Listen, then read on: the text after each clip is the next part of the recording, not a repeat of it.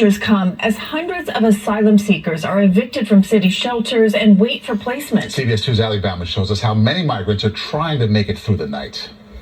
At 4 p.m. Monday, 28-year-old Borchevi, a migrant from the Congo, waits outside the East Village Processing Center for asylum seekers.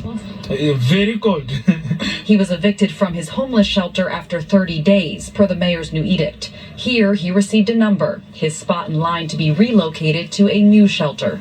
Which I don't know because I have anywhere to go. City Hall says right now single adults wait about 5 days for placement.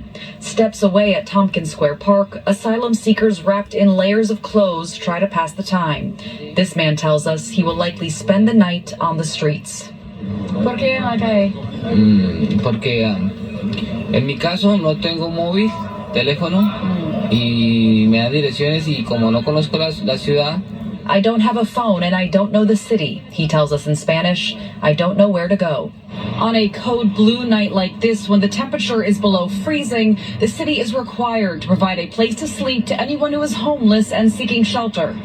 At 7 p.m., we found dozens of asylum seekers lined up along 3rd Avenue in the Bronx. Men and women in limbo outside the city's waiting room for migrants who have yet to be relocated to a new shelter.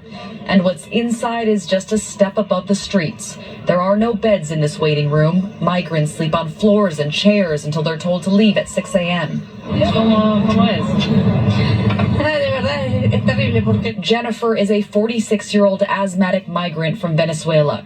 She calls the waiting room terrible and says she cannot bathe and the food is frozen.